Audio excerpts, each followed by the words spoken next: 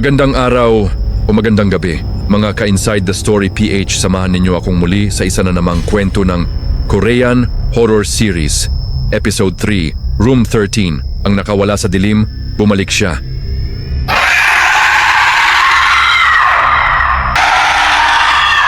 Maligayang pagdating sa Inside the Story PH. Kung ikaw ay mahilig sa kwentong hindi maipaliwanag at mga lihim na hindi dapat ginagalaw, siguraduhin mong ikaw ay handa. Dahil ang kwento ngayon ay hindi na lamang tungkol sa isang kwarto. Ito ay tungkol sa isang nilalang na nakawala.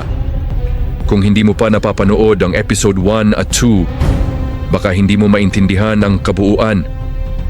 Dahil ngayong gabi, ang kwento ay magpapatuloy at maaring ikaw na ang susunod. Tahimik ang buong apartment. Ngunit sa CCTV, may nakita ang guard, isang babae, na dahan-dahang naglalakad sa hallway, walang tsinelas, nakayuko at basa ang buhok. Ngunit ang pinaka-nakakatakot, hindi siya nagre-reflect sa salamin. At nang i-zoom nila ang footage, biglang tumingin ang babae, direkta sa camera at ngumiti.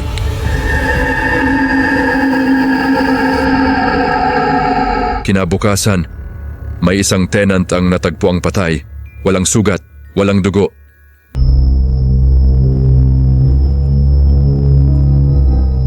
Ngunit ang kanyang mukha ay puno ng takot.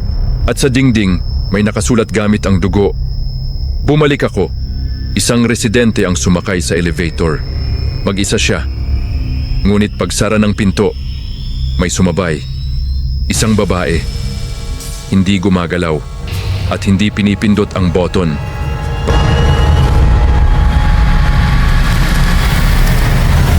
Pagdating sa 13th floor, bumukas ang pinto at nawala ang babae. Pero may naiwan. Basang bakas ng paa. Isang lalaki ang nakatanggap ng tawag mula sa unknown number. Ngunit nang sinagot niya, narinig niya ang sarili niyang boses na nagsasabing, "Tumakbo ka na." Sa wakas, may nakakita sa kanya, si Ara, ngunit hindi na siya tao. Ang kanyang mga mata ay puro itim at ang kanyang ngiti ay hindi na pang tao.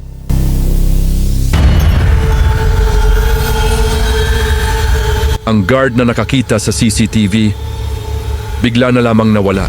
Walang bakas, walang paalam. Ngunit sa monitor, may bagong footage.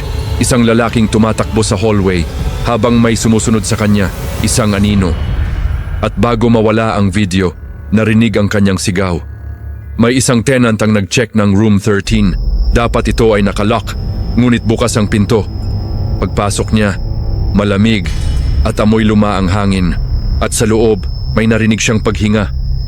Hindi kanya, may isang babae ang tumingin sa salamin, ngunit ang kanyang refleksyon ay hindi gumalaw. Habang siya ay umatras, ang nasa salamin ay ngumiti. May batang nakita sa hagdan, nakaupo, tahimik. Ngunit nang lapitan, wala itong mukha at nagsalita siya, "Nasaan si Ara?" Muli, may natagpo ang patay. At sa dingding, may bagong sulat, "Huwag niyo akong pigilan!" Sa basement, may isang pintuan na matagal nang sarado, ngunit ngayon, bahagya itong nakabukas at may lumalabas na itim na likido. May isang residente ang nakatanggap ng tawag mula kay Ara, ngunit patay na siya. At ang sabi niya, "Palayain mo ako." Sa hallway, may aninong gumagalaw, ngunit walang tao. At papalapit ito sa kwarto mo. May isang lalaki ang tumakbo palabas. Ngunit kahit saan siya pumunta, bumabalik siya sa room 13, paulit-ulit. Biglang bumukas ang pinto, ngunit walang humawak. At mula sa loob, may lumabas. Hindi tao. Sa wakas, may nakakita sa kanyang buong anyo, mahaba ang buhok, at ang mukha ay hati sa dalawa, ngunit siya ay nakangiti.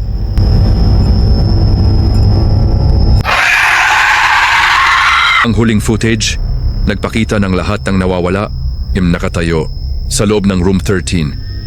At sabay-sabay silang tumingin sa kamera, hindi na nakakulong ang nilalang. Lumabas na ito sa buong building at isa-isang nawawala ang mga tao. May kumatok sa pinto. Pagbukas mo, walang tao. Ngunit sa sahig, may basang bakas ng paa papunta sa loob.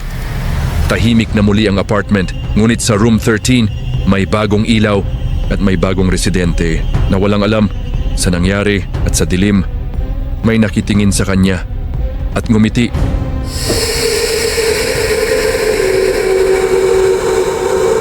Maraming salamat mga ka-Inside the Story PH sa pagsama sa isa na namang kwento ng Korean Horror Series Episode 3, Room 13, ang nakawala sa dilim, bumalik siya. Kung sa tingin mo ay tapos na ang lahat, nagkakamali ka. Dahil ang mga ganitong kwento ay hindi nagtatapos. Kung gusto mo pang malaman ang susunod, mag-subscribe ka sa Inside the Story PH at tandaan, huwag kang basta papasok sa mga lugar na ayaw mong lumabas. Ito ang Inside the Story PH hanggang sa muli at ingat kayo palagi.